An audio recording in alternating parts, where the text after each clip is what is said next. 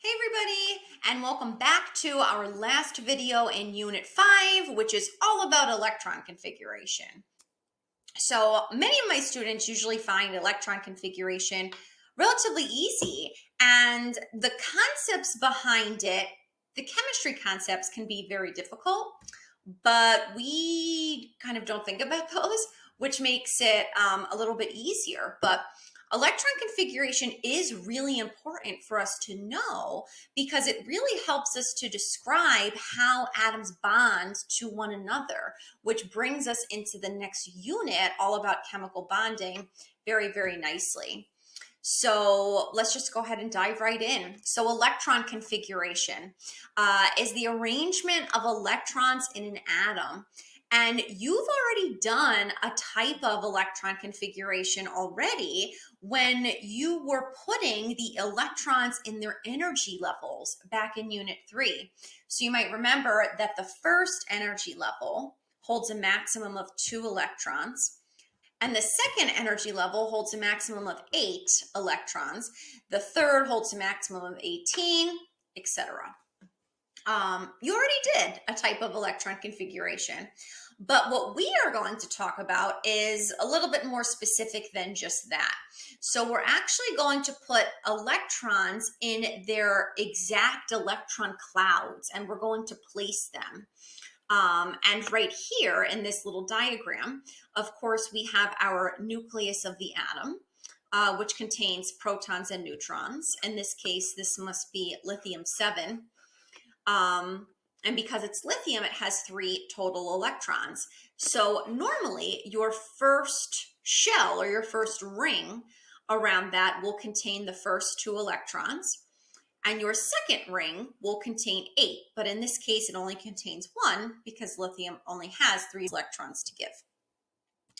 Typically, we call these electron clouds orbitals, and an orbital is a fancy word for an electron cloud. And if we were to get very technical about it, it's an area of high probability where an electron can be found in an electron cloud. I just like to break things down very, very simple. An orbital is an electron cloud. So just keep that in your mind because you're going to hear me use the word orbital a lot. And just consider that an electron cloud, though there is a much more concise definition than that we're not going to get into. Before we talk about electron configuration, we do need to establish a couple of different rules for electron configuration. And the first rule is the Aufbau principle. And the Aufbau principle shows the order in which electrons occupy orbitals, stating that an electron occupies the lowest energy orbital first. So you're going to see something like this. I don't normally use this a lot, this technique, but this is something very commonly used. We're actually going to look at something like this in one of the first activities we'll do, and I'll show you how to set something like this up. But your lowest energy levels are always towards the bottom, and we always want to fill from the bottommost level, the lowest energy level, to the top. That's why when we did this in Unit 3, we said put those electrons in the first energy level first because that's the lowest energy level. You are essentially following the Aufbau principle. Electrons want to fill the lowest orbitals first before they occupy any higher levels. So we're always going to start off filling this 1s electron cloud, this 1s orbital. The next lowest would be the 2s. Then we have the 2p. We have 3s, 3p. Next lowest would be 4s. And then the next lowest after that is actually your 3d, because if I notice 3d is a little bit lower than 2p, or than 3p, I'm sorry. And then we would just continue filling upwards in that case. Like I said, we're going to get some examples with this in class. You might be thinking, what the heck do those letters mean? To put it simply, those letters are just different shapes of electron clouds. So your S cloud has the shape of a sphere. Your P clouds have the shape of a dumbbell. So it's kind of, or almost like an infinity sign, like this. Once we get to the D and F clouds, they have really funky shapes that I don't even know how to describe it, except that they kind of look like flowers. So that's what those letters are, just different shapes of the clouds. Pauli exclusion principle states that no two electrons in the same atom have the same properties. And we will always satisfy the Pauli exclusion principle by showing electrons going up and down on our lines. So technically, when we write these out, these arrows represent mathematical numbers, and which we can use to plug into equations, but we're not doing that, which is why we always want to show electrons going up and down on the same line. I think this will make more sense when we actually start to do an example. And my favorite rule is Hund's rule. And according to Hund's rule, orbitals of equal energy are each occupied by one electron before any orbital is occupied by a second electron. I experience violations of Hund's rule in my daily life all of the time. For example, if you go to the gym and there is a row of treadmills open, and you go to the one treadmill and you're like, this is wonderful. There's nobody next to me. And then some loony comes into the gym and the loony's got to go on the treadmill right next to you.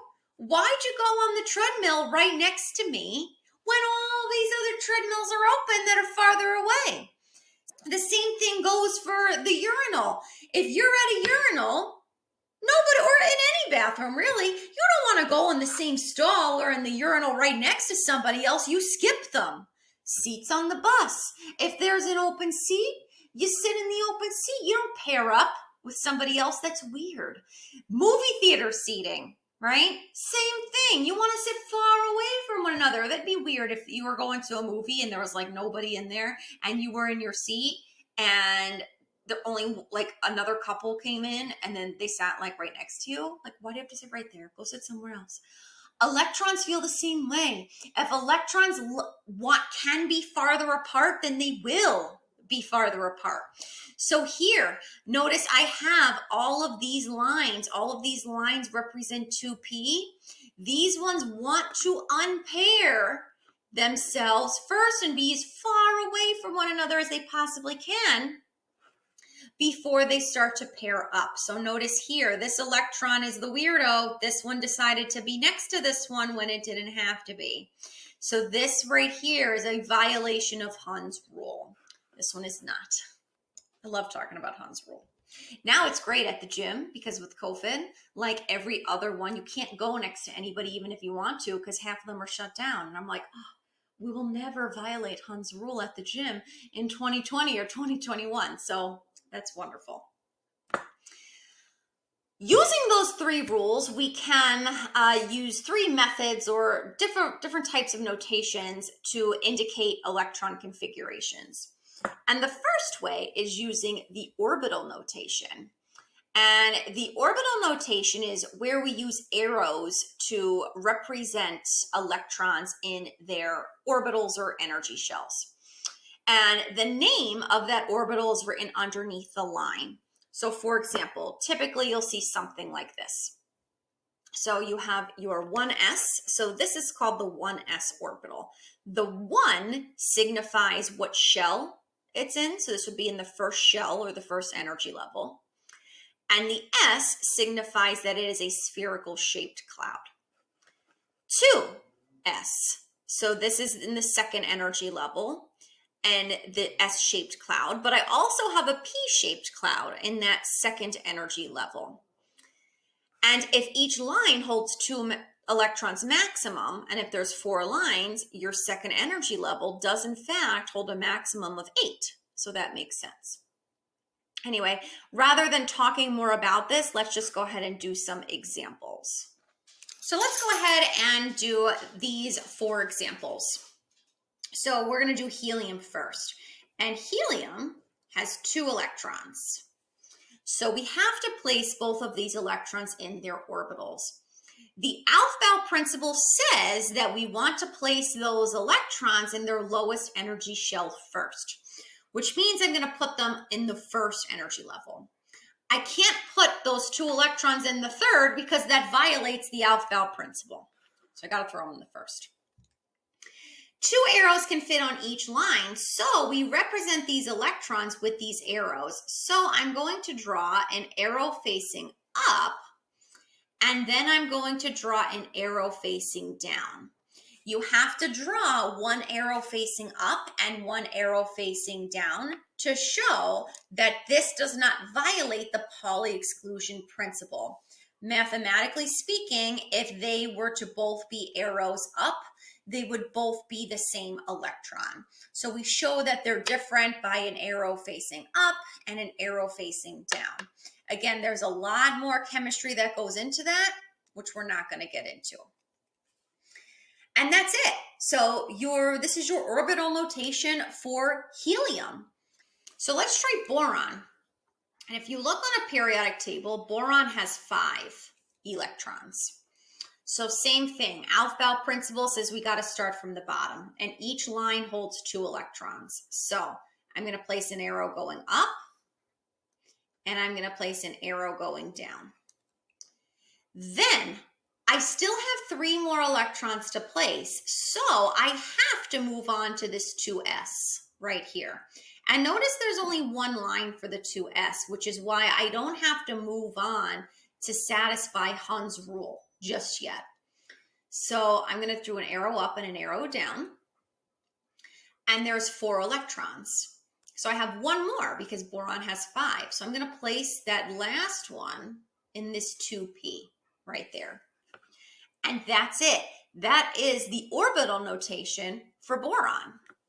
Fluorine is next, and fluorine has 9 electrons total. So 9 electrons. Again, you just look on a periodic table, find its atomic number.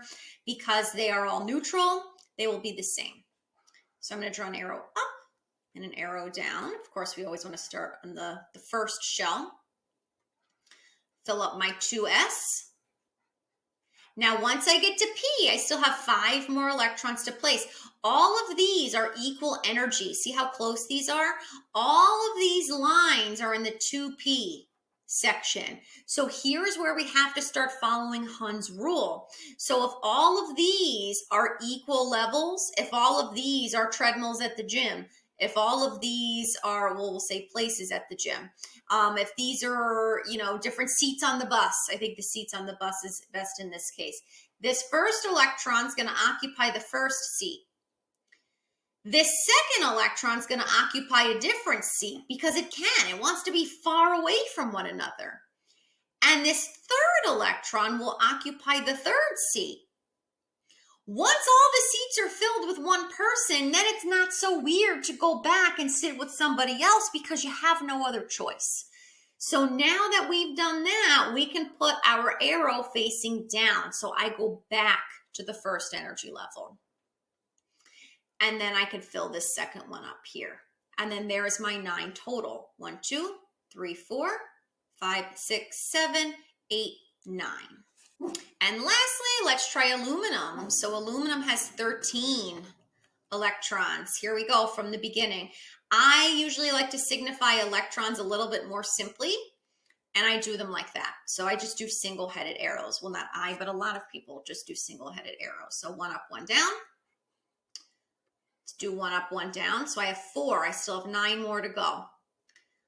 Got to follow Hund's rule. 1, 2, 3. I'm going to unpair before I go back and pair them up.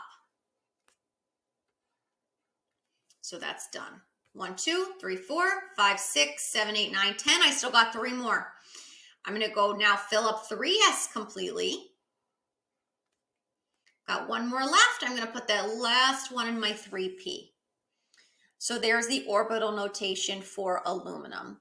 If you were a little confused, remember we are going to do another activity in class where you'll actually manipulate the orbitals yourself, and you'll be able to see this a little bit more visually appealing.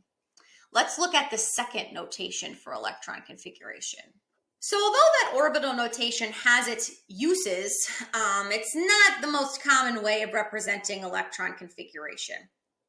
Another way to show the electron configuration for an element is by using just the regular electron configuration. Using the arrows as the orbital notation. When we eliminate those arrows, we call that just the electron configuration. And we show the number of electrons by adding a superscript next to the orbital name. For example, if I had hydrogen, so hydrogen has just one electron in the 1s shell. So this would be your orbital notation right here. Rather than drawing that arrow on that 1s line, all we're going to do is say in the 1s sublevel, there is one electron. And we write that by writing the name of that orbital 1s and then writing a superscript that tells me how many electrons are in that cloud. It's actually very simple. Let's go ahead and do all of the regular electron configurations based off of the orbital notations that we just did for those other 4 elements. So I'm back at this slide because you can use the orbital notations to help you do this. Eventually you'll be able to do this without the orbital notation, but for now, I want us to use it. So here's helium's electron configuration. All I have to say is that in the 1s sublevel, there are 2 electrons. So my electron configuration is 1s2. That's literally it. Let's try boron. So I'm just going to take a different color here, and I'm just going to draw borons above it, or next to it rather. So I'm just going to draw boron right there, and it looks something like this. There's boron. I'm going to underline it so we know, rather than me erasing all of the time. Let's start from the beginning. So in the 1s sublevel, 1s, there are 2 electrons, 1, 2. But I'm not done. Now I have to move on to the next. In the 2s sublevel, so I'm going to write 2s, there are 2 electrons, 1, 2. So I'll put a 2 after that. Still not done. So let's go ahead and look at 2p. In the 2p sublevel, there is 1 electron. And if you count all of those superscripts, 1, 2, 3, 4, 5, that should equal boron's atomic number, which it does. So for fluorine, let's get a different color here. We'll do red. I don't think I used that one yet.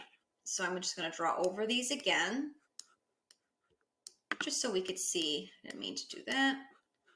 I guess I could just use this. 1, 2, 3, 4, 5. Let's try this one. 1s, there are 2 electrons. In the 2s, there are 2 electrons. And in the 2p, there are 1, 2, 3, 4, 5. Literally, notice there's no commas, there's no nothing in between each of those values. It's just 1s2, 2s2, 2p5. So aluminum I did in yellow, a little bit harder to see, but that's okay.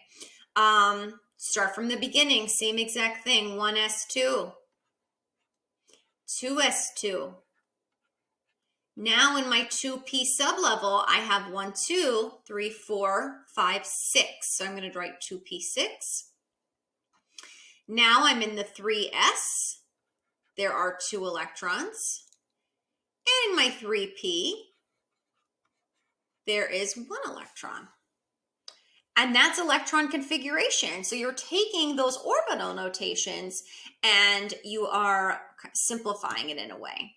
In fact, there's an even more simple way to do this, because as you start progressing down the periodic table, you'll probably realize, oh my God, well, I have to draw like 80 something arrows for like lead.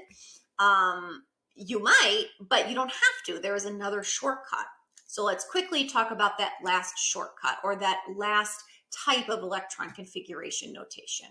So the last type of notation is a noble gas notation. And this is a simplified version of both the orbital notation and the electron configuration. And we want to identify the noble gas that comes before that element on the periodic table. And I just write the noble gas's symbol in brackets. And you don't have to write out the noble gases configuration because they're already stable. All you care about are those valence electrons that are after the noble gas.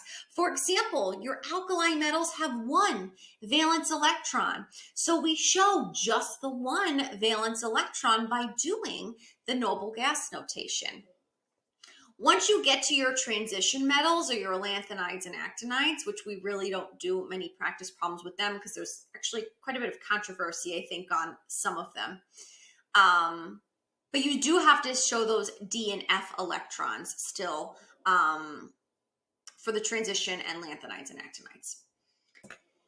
So for example, let's say I'm doing sodium's electron configuration. Here it is. 1s2, 2s2, 2p6, 3s1. The noble gas that comes before sodium on the periodic table is neon. And neon has 10 valence electrons. So what I'm going to do is I'm going to count up those first 10 electrons. 2 plus 2 is 4, plus another 6 gives me 10.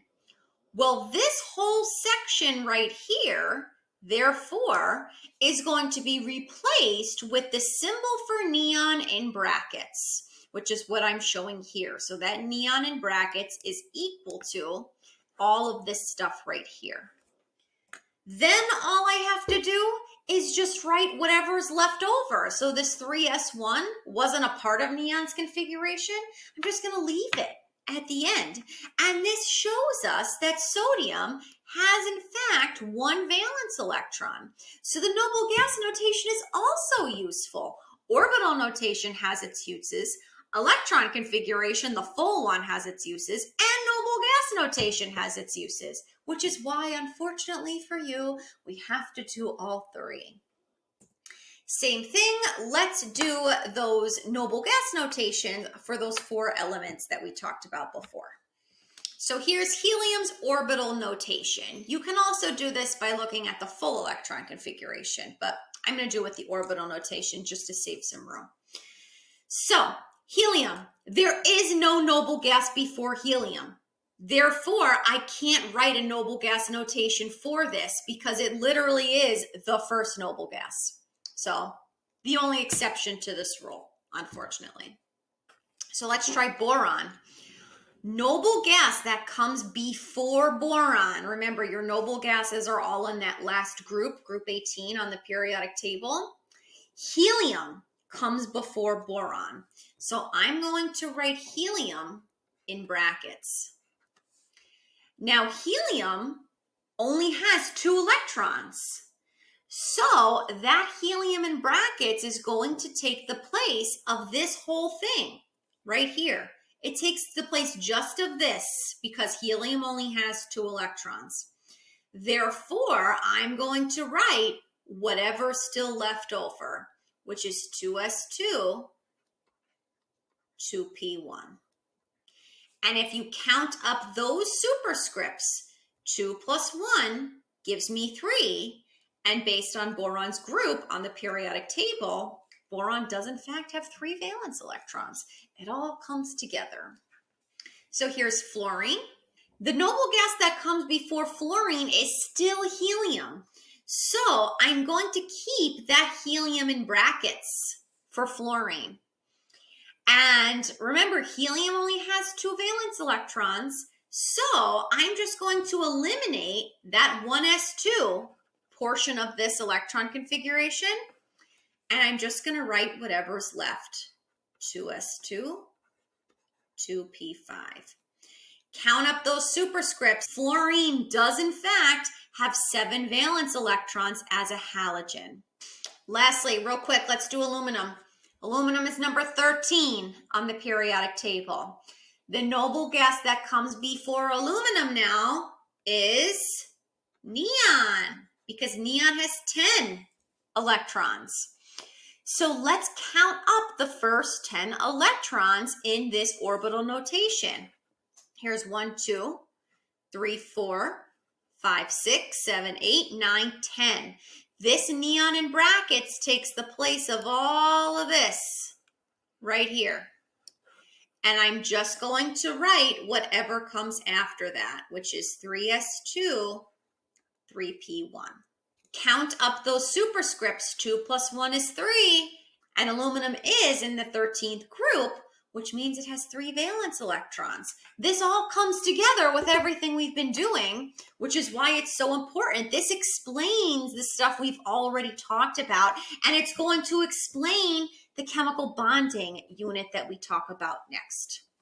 If you're still a little confused, that's okay. I have quite a few activities in class that we're going to do. Again, something with a little manipulation. You'll set them out on the desks and you'll do orbital notations and electron configurations and noble gas notations from that.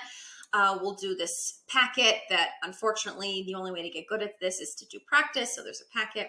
And then we're going to play Battleship as well. So that'll be kind of fun, using a periodic table, and you and your partner have to say the noble gas notation to say where your ships are.